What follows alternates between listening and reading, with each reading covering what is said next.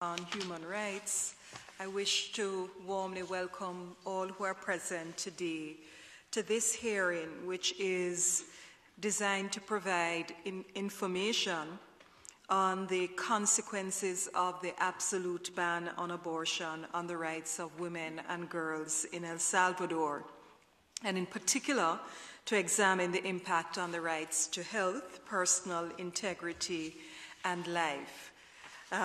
There are a number of petitioning organizations present today, and I am in due course going to invite them to make their presentations and to also introduce themselves to us.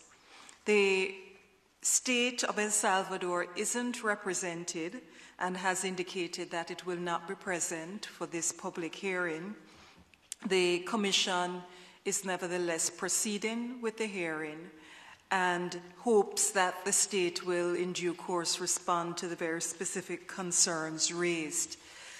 The Inter-American Commission on Human Rights has on various occasions and in different ways expressed concern about the regulation of the practice of abortion and a number of restrictive laws which exist in the countries of the region.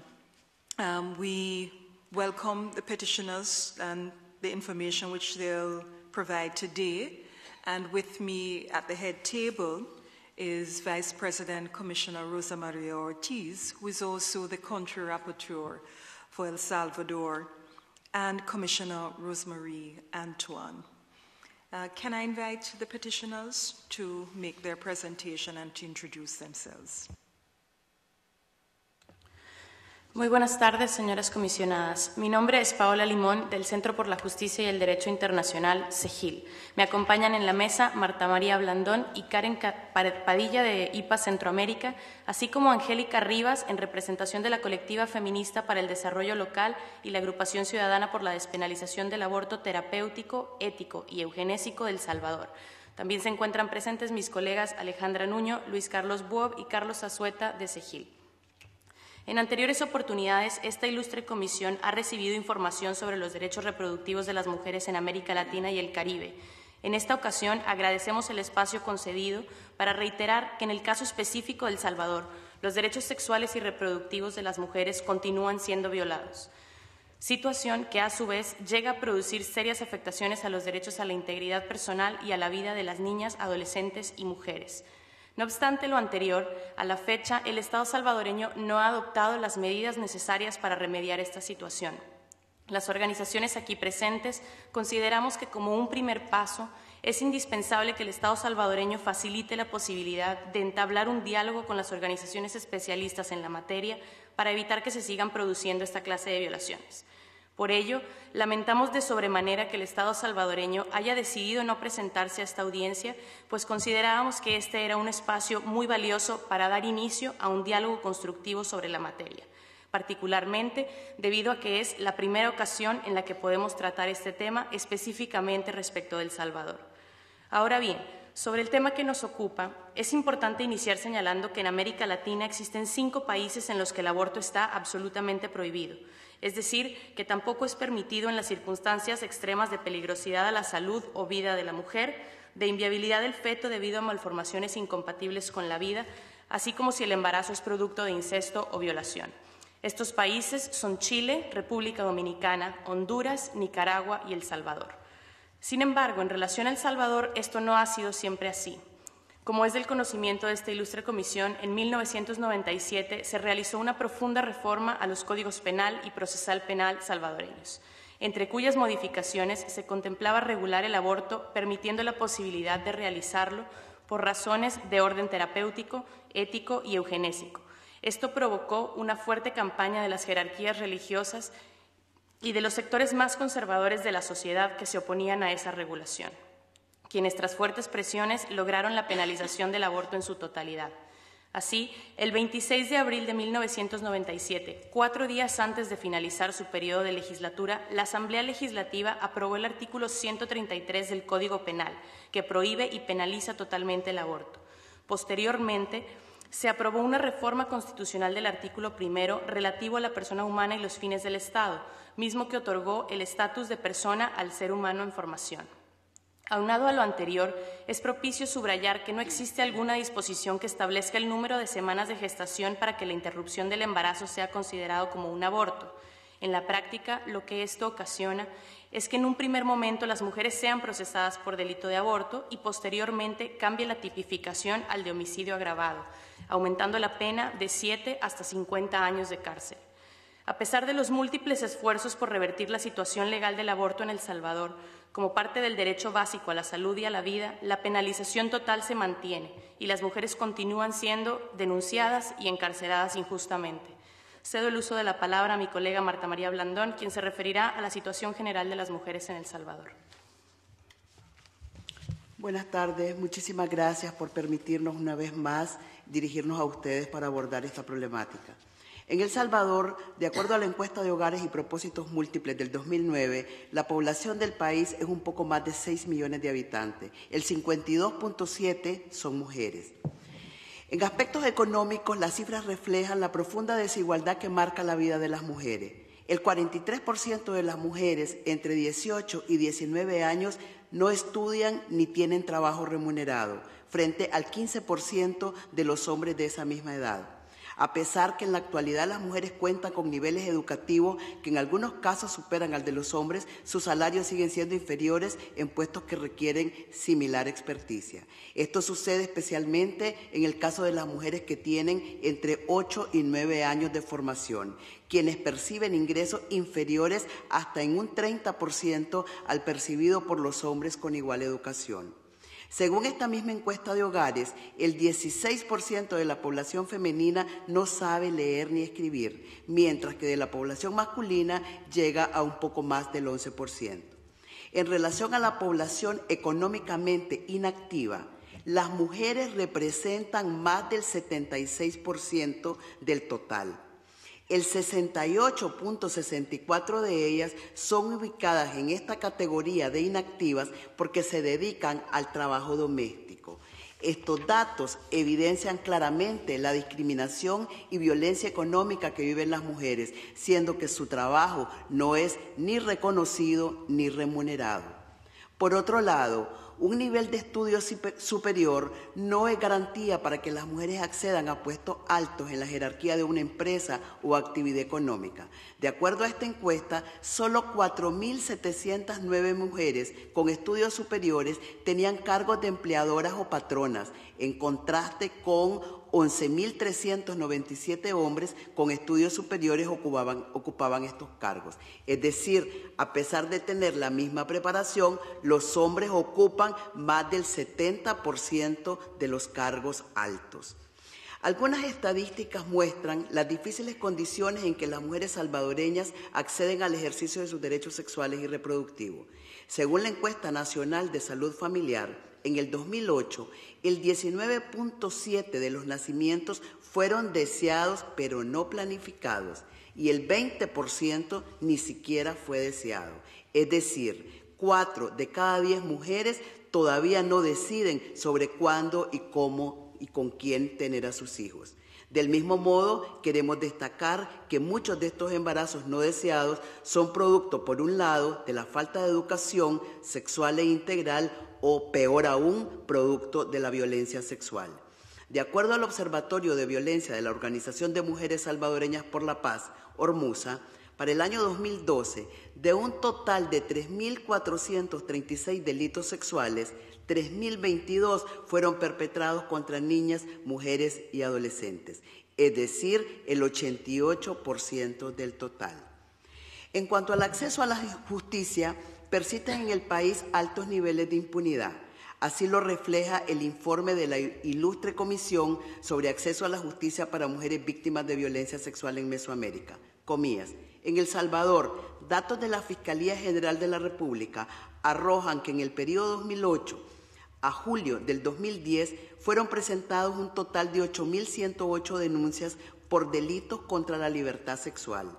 De este número de denuncias, 3.493 se judicializaron y solamente 483 casos obtuvieron una sentencia condenatoria para el agresor, representando un mínimo porcentaje de tan solo el 5.9%. En relación a la muerte materna, según el Sistema de Vigilancia del Ministerio de Salud, para el año 2010, la tasa fue de 55.79 por 100.000 nacidos vivos registrados. En el año 2011 se reporta el suicidio como la tercera causa de muerte de las mujeres, después de los trastornos hipertensivos y de la hemorragia asociada al embarazo. De lo anterior, podemos inferir que la falta de alternativas ante un embarazo no deseado o impuesto está llevando a algunas mujeres al suicidio. En el caso de las niñas y de las adolescentes entre 10 y 19 años, la situación es más preocupante, pues el suicidio representó la primera causa de muerte, siendo particularmente revelador que en la mitad de los casos estas niñas estaban embarazadas. De acuerdo al Instituto de Medicina Legal, el 75% de las violaciones sexuales denunciadas en el 2010 fueron de adolescentes menores de 19 años y varias de ellas resultaron embarazadas. Otro de los fenómenos alarmantes en el país es el femicidio. Para el año 2011 se reportaron un total de 628 femicidios, mientras que para el 2012 se registraron 320. Pese a la importante reducción de muertes en general, como lo explicaban los compañeros en la sesión anterior, que se relaciona con una serie de factores tales como la negociación de una tregua entre el Estado y las pandillas, que ha incidido en la disminución del total de homicidios, no podemos dejar de evidenciar que las mujeres siguen siendo asesinadas, aumentándose el nivel de crueldad y saña. La presentación del estudio sobre violencia de género en Centroamérica, la representante, en Guatemala de ONU Mujeres, María Machicao, señaló durante la presentación del estudio sobre violencia de género en Centroamérica que de 44 países alrededor del mundo donde se registra este fenómeno de forma alarmante, El Salvador ocupa el primer lugar. El Salvador se ha convertido así en el país con la mayor tasa de asesinatos de mujeres del mundo, en aproximadamente 12 por cada 100.000 habitantes. Solo a manera de ejemplo, el caso de misoginia perpetrado contra Kimberly, una adolescente de 14 años cuyo cuerpo fue encontrado desmembrado y flotando en el río San Antonio en Cuscatancingo. Sus familiares dijeron que ella tenía 4 días de desaparecida cuando salió de su escuela Tomás Cabrera, donde cursaba el 7º grado. También denunciaron la nula intervención de la policía en el caso, lo que llevó a ellos mismos a recorrer por su cuenta las riberas del río en busca de las otras partes del cuerpo de Kimberly. Voy a ceder la palabra a mi colega Angélica Rivas, quien se referirá a la criminalización de las mujeres en El Salvador. Buenas tardes. Gracias por esta audiencia. Bien. Como consecuencia de la legislación totalmente restrictiva, las mujeres están siendo criminalizadas, sobre todo cuando acuden en busca de atención médica por complicaciones del embarazo y la práctica de abortos en condiciones de riesgo. Al analizar cómo se origina la denuncia de las mujeres que han sido acusadas y o procesadas por aborto o situaciones relacionadas, se observa que el más alto porcentaje de denuncias, en un 57.36%, provienen de hospitales del sector público y del Instituto del Seguro Social, seguido de patronos, familiares y vecinos. En este sentido, esta criminalización comienza con violación del secreto profesional de parte del personal de salud, argumentando sentirse amenazados de ser procesados legalmente si no denuncian o de ser considerados cómplices si no dan aviso a las autoridades. Esta violación se debe en gran medida al desconocimiento de la legislación penal, la cual les mandata a guardar el secreto profesional de conformidad con el artículo 265 del Código Penal. Otra razón de peso es que persiste en dicho personal prejuicios de carácter religioso o creencias que son antepuestas a la razón ética de guardar el secreto profesional, de acuerdo al artículo 265 del Código Penal. Como consecuencia, muchas mujeres que experimentan complicaciones obstétricas como abortos espontáneos, partos inmaduros o prematuros en El Salvador son procesadas penalmente como que se hubieran practicado un aborto. A la luz de este marco, la Agrupación Ciudadana por la Despenalización del Aborto realizó una investigación sobre mujeres procesadas por aborto o homicidio agravado entre el año 2000 y los primeros meses del 2011. La investigación se realizó en todos los juzgados de instrucción y de sentencia del país. Esta investigación ha permitido disponer de una información más completa sobre la problemática que genera la actual legislación restrictiva en materia de aborto y las consecuencias que genera en las mujeres y en sus derechos. Entre los datos a subrayar se encuentra que durante el periodo 2000 a 2011, 129 mujeres fueron procesadas por aborto o por homicidio agravado cuando el nonato dejó de existir en los últimos meses de gestación. En cuanto al perfil de las mujeres denunciadas, cabe señalar que la mayoría se encuentra entre los 21 y los 25 años, en un 43.41%, seguido de las mujeres comprendidas entre las edades de 15 a 20 años, con un 24.81%, y en menor porcentaje las mujeres entre 26 y 30 años, con un 16.28%. Es decir, que el 84.5% son mujeres jóvenes. Es importante evidenciar que a la luz del Código Penal, los embarazos de adolescentes menores de 15 años son considerados productos de violación.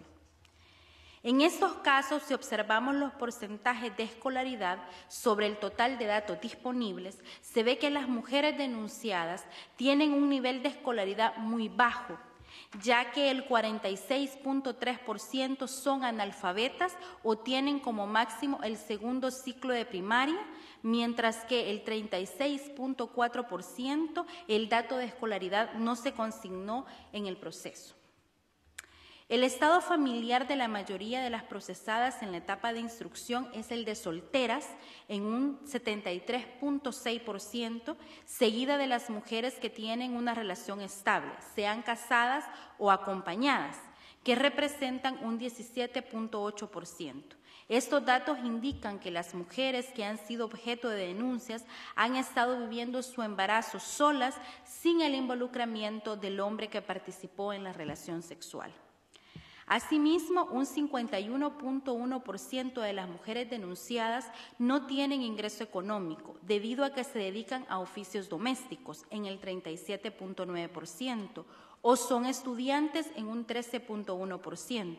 De las mujeres denunciadas que tienen trabajo remunerado, el 28.68% son pobres, ya que sus ingresos no superan un salario mínimo de $200 mensuales. Pues son empleadas domésticas en un 18.6%, obreras o empleadas de comercio o de restaurantes en un 7.75% y obreras agrícolas en un porcentaje menor de 2.3%. El 3.1% son trabajadoras por cuenta propia, vendedoras informales, costureras, etc. Y solo el 6.2% tiene un empleo más calificado como empleadas institucionales.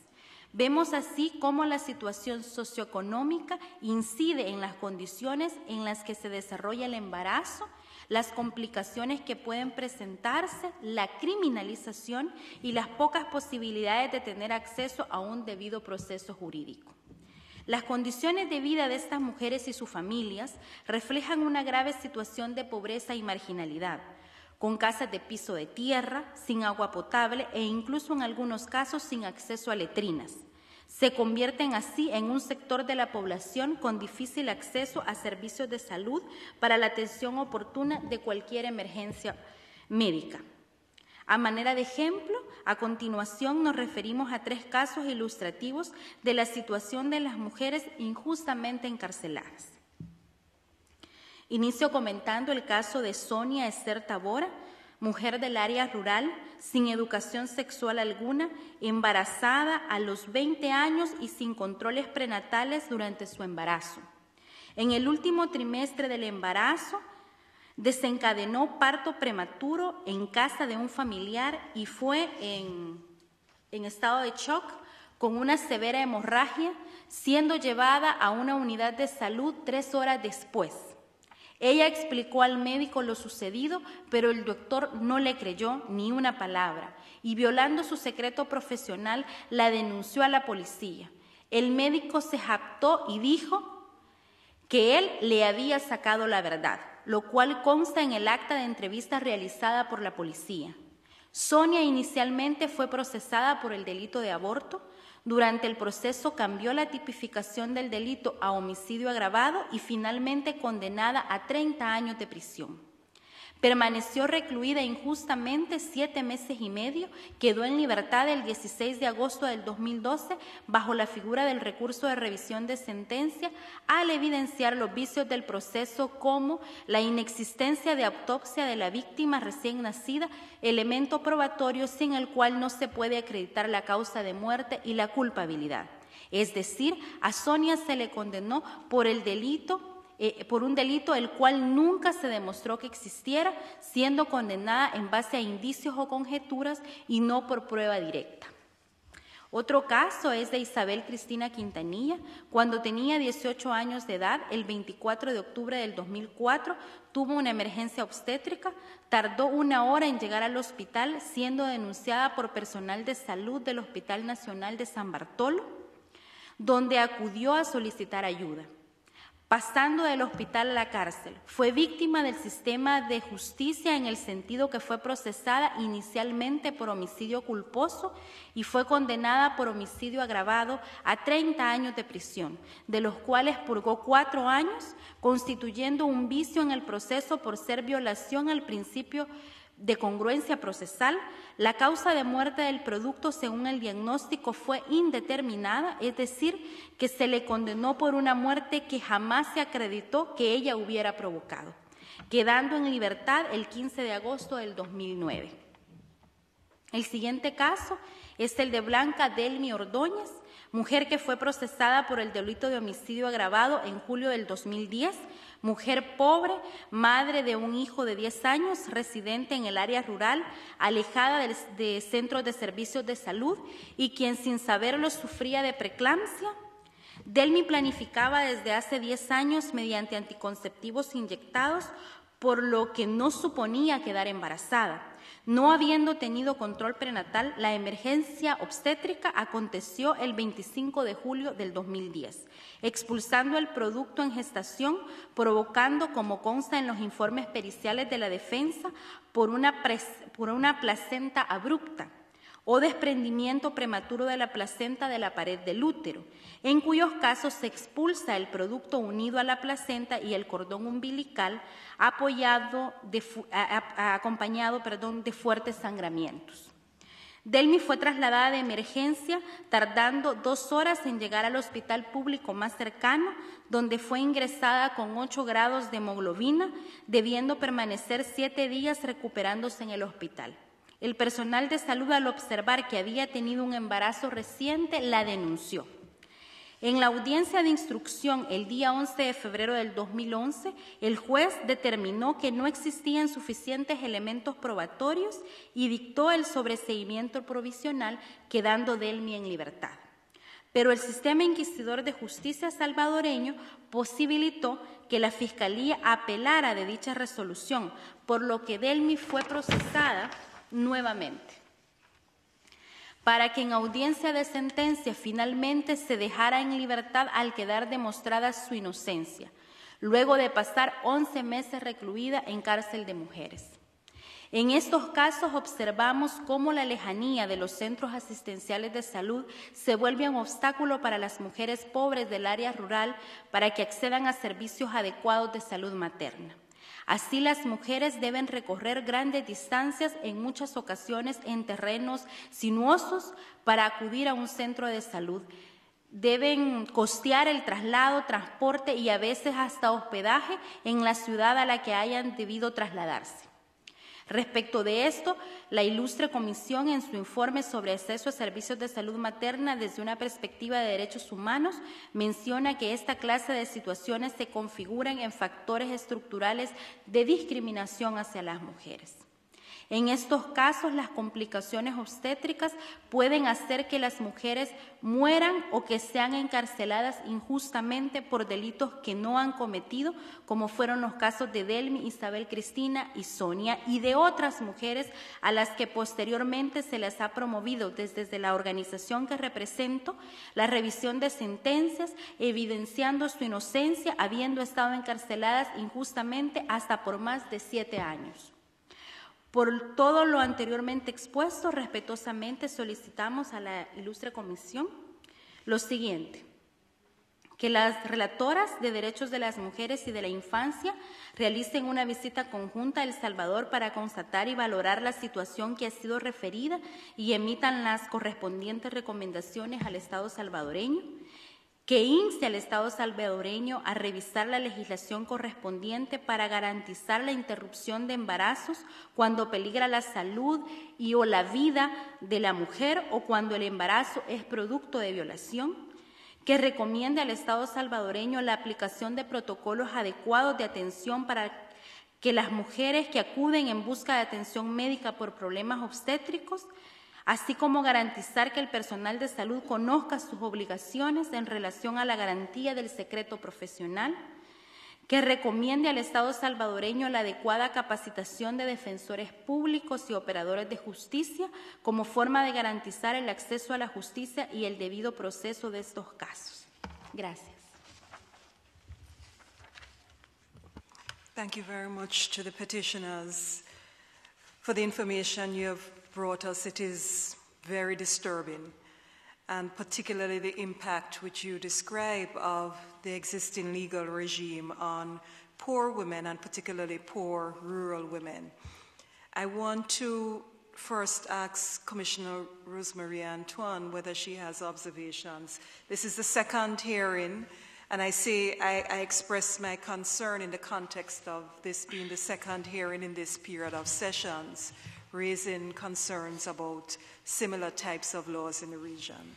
Yes, good afternoon, and thank you for coming. And really, I don't have questions. Your information is very comprehensive, and we know that you have a lot of statistics and even more examples. I just want to place on record my sense of horror, really, at these really horrific situations that appalling situations that are confronting women in terms of this issue, which affects really their very basic rights, their personhood, their right to life, and also to say it's not only about reproductive rights, but so closely connected to the whole idea of lack of empowerment of women in the first place, and particularly in relation to the sphere of economic, social, and cultural rights, which of course I have a special interest in.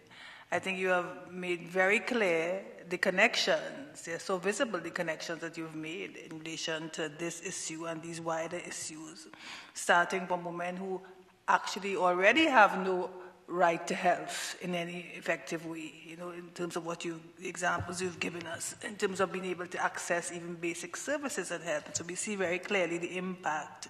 So it's ready for just me to comment, and that it is women who are poor who are being disproportionately impacted, and the fact that women will, in every single country in the region, in fact, are all recorded, and we have all the statistics as always being as a class poorer than men. So even from that point of view, that idea there in terms of their economic rights and their rights to health. I'm also, of course, concerned about the long-term impact of women who are imprisoned in terms of these rights, because when you are imprisoned, we know that your right to work later on and to earn your livelihood is also negatively impacted. So even when you gave some, well, I suppose they were, I don't know if it was compassion on the part of judges or whatever, that they didn't serve their full sentences. The fact is, it's still, when they come out of prison, there are still very long-term effects. So really just a question of me expressing my own personal sense of revulsion at what's happening and the high rates of femicide. There was just one little, I don't know if I can call it a question, but I was troubled also in relation to the other hearing we had with the role of doctors. And I just want to know what can be done. Have we tried to collaborate with doctors on this issue? Because it seems, okay, there's a law, but there's a conflicting law as well in terms of confidentiality. Has civil society attempted to work with doctors to sensitize them and get them on board in this struggle? That's what I would really like to find out. Thank you so much. Thank you. También comparto con mi colega el agradecimiento y la valentía de traer este material aquí a nuestra consideración. Comparto también la alarma. Comparto también la alarma por la situación que nos plantean, pues en la región y en el mundo se está trabajando contra el femicidio, pero que las propias autoridades estatales colaboren con la mayor mortalidad de las mujeres es algo que realmente nos alarma. Me gustaría, y también comparto la opinión de la Presidenta en la ausencia del Estado que no colabora como para esclarecer estos hechos.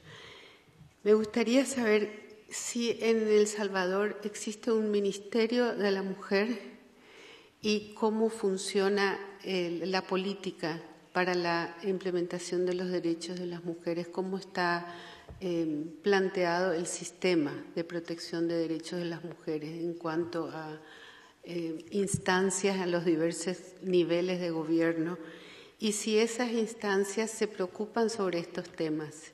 También me gustaría saber si el Ministerio de Salud tiene una política deliberada y que estos hechos reflejan esa política de salud o si es la interpretación de los funcionarios de salud y del Poder Judicial.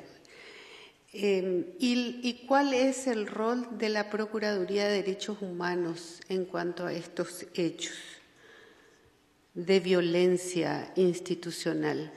Pues en lugar de que se siga con todo el esfuerzo que se hace en la región para mejorar el acceso a los servicios sociales, a los servicios de salud, en este caso se están poniendo trabas porque más bien impiden que el ciudadano, las ciudadanas, accedan a los servicios de salud por temor de las consecuencias de acudir a esos servicios.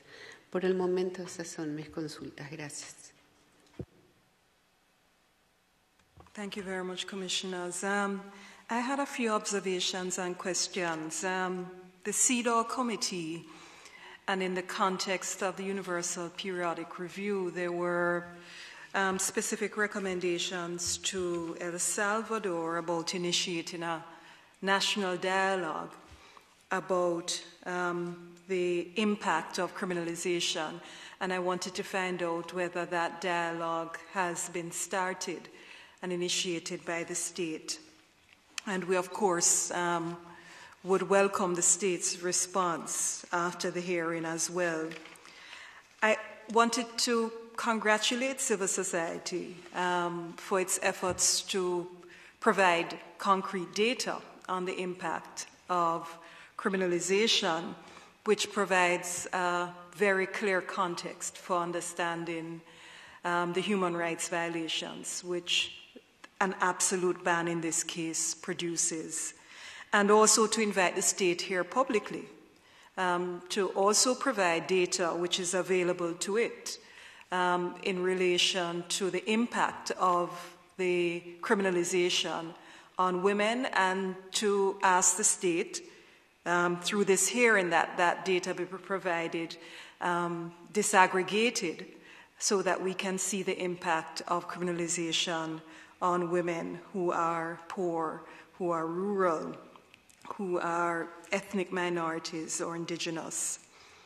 I also wondered, given the rules about confidentiality and the role doctors are playing in the process of limiting access to health care and the criminalization of women who seek health care, whether there has or have been any prosecutions or any accountability for doctors who are in breach of their ethical and legal obligations to honor the confidentiality of those who seek care.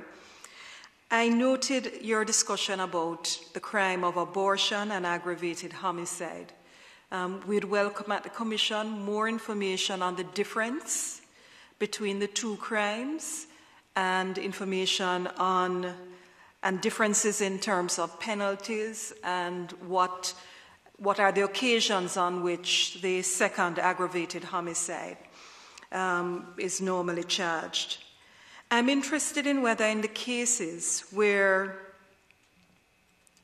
women who have committed no crimes have been imprisoned and charged, women who have miscarried, where ultimately, in some cases, they're freed for insufficient evidence, whether there has been any accountability by the state in relation to those women, any reparations, any actions taken by the state in recognition of the inappropriateness of the actions taken against them. I wondered if Rosa Celoria from the rapporteurship had any questions to offer the opportunity to ask as well. Me uno a las comisionadas en agradecerles estar aquí, sobre todo hablando de temas que son sumamente complejos y serios, y agradecemos mucho que se hayan tomado el tiempo para venir y compartirlos con la comisión. Solo dos preguntas de seguimiento. Una, en cuanto al tema de empoderamiento y participación de la sociedad civil en el gobierno, en la formulación de políticas públicas y legislación sobre derechos de las mujeres. La pregunta es si hay algún tipo de espacio institucionalizado ya en el gobierno en donde las organizaciones están interactuando con los distintos ministerios relevantes sobre derechos de las mujeres, si tienen algún tipo de espacio de incidencia en general y si ese espacio presenta algún tipo de oportunidad para traer preocupaciones o levantar preocupaciones sobre derechos sexuales y reproductivos, o si es un espacio más limitado a temas que no tienen que necesariamente ver con esta problemática. Esa es una pregunta. Y la segunda pregunta tiene que ver, ustedes hablaron de la posibilidad y la necesidad de la reforma de la legislación existente.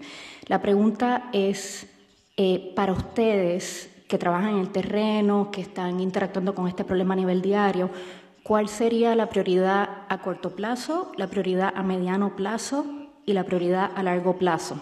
Pensando en cuál sería para ustedes una legislación ideal en este tema, considerando el impacto de leyes restrictivas y la información que tenemos no solamente de El Salvador, pero también la experiencia regional, porque algunas de ustedes trabajan con muchos otros países también. Gracias.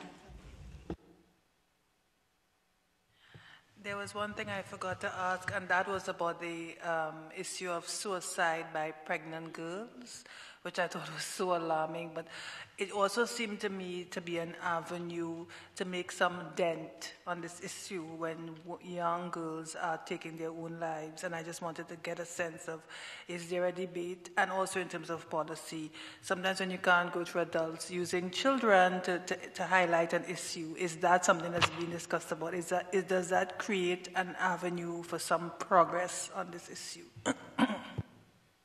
And a final question, my apologies, but can you give us information, if you know or afterwards, on levels of sexual violence in El Salvador, and to give us a sense of access to immediate and emergency health care in relation to contraception after acts of sexual violence as well? Thanks. Can I give you an opportunity to respond?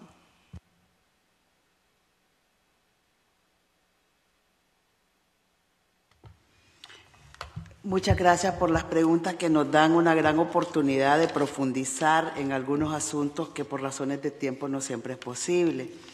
Yo voy a referirme a lo que más conozco por la organización en la que trabajo y es al rol de los prestadores de servicios de salud y a las responsabilidades del Ministerio como ente regulador.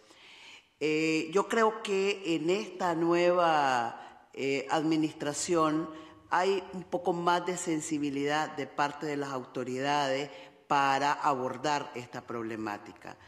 De hecho, existe una dirección, una gerencia de la mujer que dentro del Ministerio de Salud que está muy preocupada por el tema de la denuncia y que han hecho esfuerzos institucionales para tratar de solucionarla con el apoyo de organizaciones como con la que yo trabajo para tratar de informar a los médicos de cuál es su rol y que no se conviertan en jueces en vez de prestadores de servicios de salud.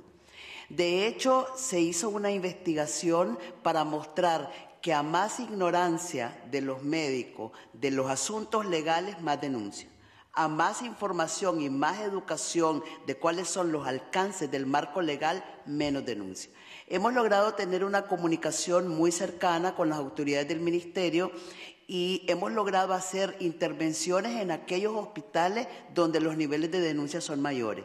Y hay un interés. Lo que pasa es que es revertir una práctica de mala interpretación de la ley que está arraigada desde hace mucho tiempo. Y es también combatir prejuicios, estigmas contra las mujeres en general y contra las mujeres en situación de aborto, que se vuelve mucho más pesado. Todavía no hemos logrado que ningún médico haya recibido alguna sanción por haber denunciado a sus pacientes. Las mujeres tienen miedo de denunciar, están en una condición de desventaja, ya han tenido muchos problemas con acceder a la justicia en su propio proceso para defenderse, que no quieren meterse en otro asunto mucho más complejo y con pocos recursos. Creo que vale la pena destacar que todas las excarcelaciones que se han logrado, todas las revisiones de casos que se han logrado de las mujeres que han logrado su libertad, ha sido gracias al arduo trabajo que han hecho las organizaciones defensoras de los derechos humanos de las mujeres. No ha habido una sola iniciativa de parte del sistema de reconsiderar esos casos y por su propia voluntad ponerse a revisarlo. Creo que el tema del suicidio que preguntaba la comisionada es un tema que estamos nosotras, las organizaciones de la sociedad civil, visibilizando. Somos nosotras quienes hemos ido a buscar a las estadísticas y a meternos mucho más para decir, a ver, ¿qué pasó con estas que se suicidaron? Se hizo el examen para saber si estaban embarazadas y estamos empezando a visibilizar y a mostrar cómo existe una relación entre el suicidio de las jóvenes y el embarazo, pero no es como una preocupación que han resaltado ninguna de las organizaciones del Estado. Bueno, yo dejaría por ahí para darle la oportunidad a Angélica de referirse a otros asuntos.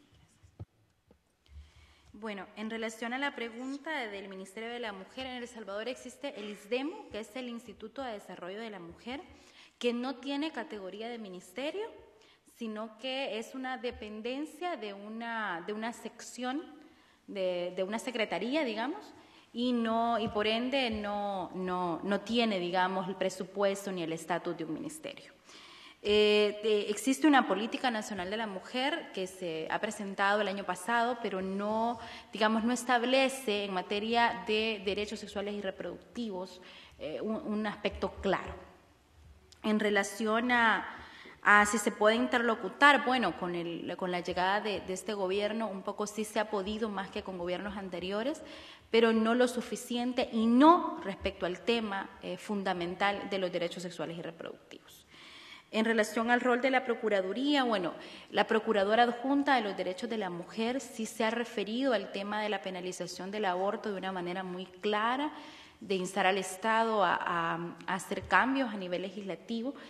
no el procurador, pero sí ella en nombre de la Procuraduría, no lo ha hecho a nivel público en ningún escrito, en ningún comunicado. Por ejemplo, hoy para el Día Internacional de la Mujer una podría esperar algo por el estilo, pero no se ha referido públicamente en un comunicado de prensa o en una conferencia de prensa, sí en presentaciones privadas que hemos promovido y donde la Procuradora ha estado invitada. En relación a los casos, sí también ha apoyado en la defensa de casos en el sentido de enviar a un delegado o a una delegada de la Procuraduría para que esté presente en las audiencias para ver que efectivamente se esté dando cumplimiento al debido proceso. En relación al inicio del diálogo nacional, pues no se ha iniciado, sigue siendo una deuda del Estado.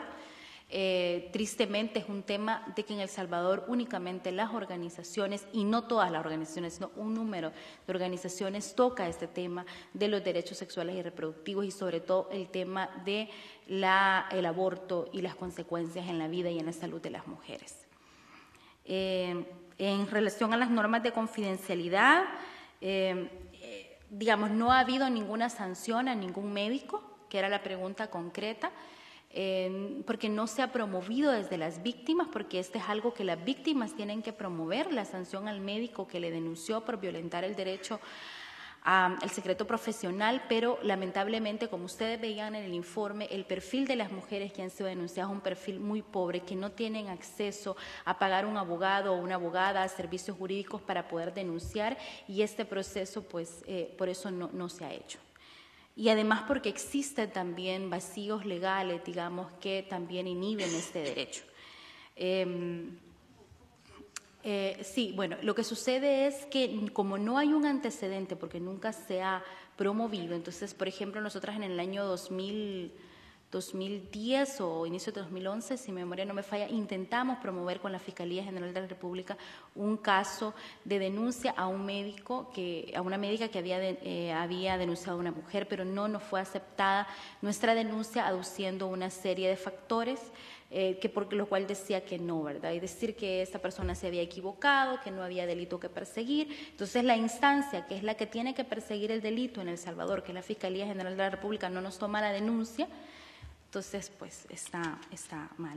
En el tema del aborto y el homicidio agravado, bueno, la diferencia en cuanto a las sanciones penales, bueno, la diferencia del tipo penal es que en el caso del homicidio agravado es la muerte dolosa de otra persona y se agrava porque es el hijo, vamos a decir, el descendiente de la mujer. Esa es la agravante.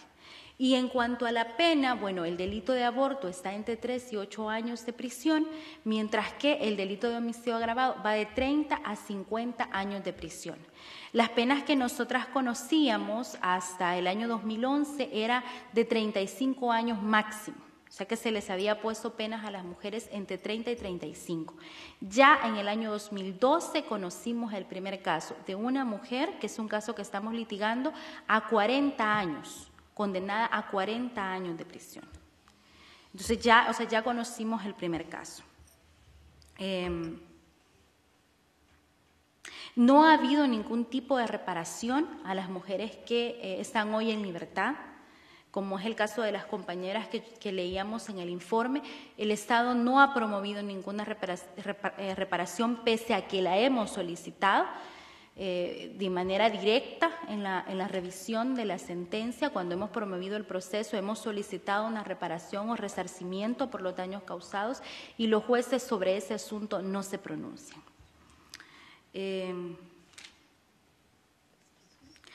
Por favor, ¿tienen datos de cuántas personas estarían ahora privadas de libertad por esta 129. Causa? 129 hasta el primer trimestre del 2011, pero ya nosotras conocimos de manera directa 3 casos más, entonces estaríamos hablando de 132 casos ya, de que hemos conocido del segundo trimestre del 2011 hasta la fecha. Posiblemente hayan más, posiblemente que no hayamos conocido. En cuanto a la reforma, es que nosotras consideramos que la reforma legal tiene que ser en cuanto a los criterios de salud y de vida de las mujeres. Es decir, el revisar la legislación, primero porque es una relación... en la pregunta que me hacían del tema de la diferencia entre el aborto y el homicidio agravado, lo que sucede es que hay un vacío legal en la legislación salvadoreña, que el tipo penal de aborto no contempla, no establece qué se entiende por aborto. Entonces, muchos de los casos, como varios de los casos que mencionábamos, son mujeres que inicialmente se les detiene y se les inicia el proceso por aborto, pero posteriormente se cambia la calificación o la tipificación jurídica a homicidio agravado, porque alguien de medicina legal o un perito de medicina legal establece que estamos hablando de un parto de término.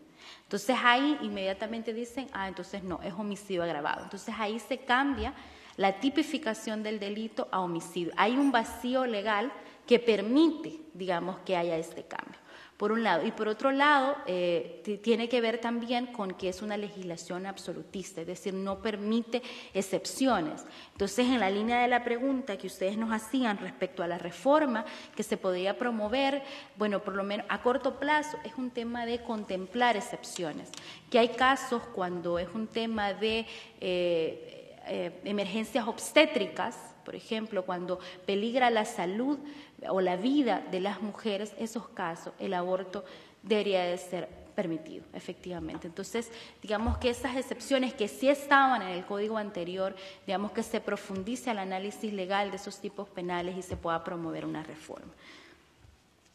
Y también en el marco de la violencia sexual, ¿verdad? Embarazos en el marco de la violencia sexual. En relación a la violencia sexual, bueno, no les poníamos el dato acá, no lo tengo a la mano, pero en el informe escrito sin duda se los hacemos llegar. Y en cuanto al tema de la atención médica de emergencia, digamos, aunque está estipulado, porque digamos se ha hecho una gran incidencia para que esté estipulado el tema de la anticoncepción de emergencia en los casos de violencia sexual y que a las mujeres se les tiene que dar en la cadena de atención, digamos, en la ruta de atención a mujeres en situaciones de violencia, persiste en El Salvador que no se les da. O sea, pese a que sí está puesto y es una obligación, ¿verdad?, dárselo a la gente del Ministerio de Salud. Nosotras conocemos casos de mujeres que no se les han dado ni la anticoncepción de emergencia ni los retrovirales, pero específicamente el problema se da con la anticoncepción de emergencia. Existe una burocracia estatal en el marco de que hay dos formas, digamos, dos formas de obtener recursos en la red pública de salud, que puede ser vía Ministerio de Salud o vía FOSalud, que es un fondo de un impuesto específico que va para la salud. Entonces hay unidades de salud que en el día utilizan fondos y recursos del Ministerio de Salud, pero en la noche utilizan fondos de FOSalud. Entonces dicen los médicos, yo puedo tener la pastilla de anticoncepción de emergencia ahí, pero no es mía, es de FOSalud, entonces yo no la puedo tocar. Entonces este tipo de cosas que son más burocráticas, digamos, obstaculizan. Y también el tema que ya Marta María se refería, en el sentido de que existen los médicos todavía toda una construcción de que deben de denunciar, que ya es algo más de un recorrido histórico que podemos hacer también de los gobiernos y de los titulares del Ministerio de Salud anteriores, que digamos que prácticamente también había una obligatoriedad para denunciar. Entonces ahora también es un tema que tiene que ver con todo el tema de la carga de prejuicios morales, ¿verdad?, entre comillas lo digo, de los médicos, que está propiciando también que no se le dé la anticoncepción de emergencia en un país donde el aborto está penalizado. Entonces ahí se vuelve una problemática mucho más compleja.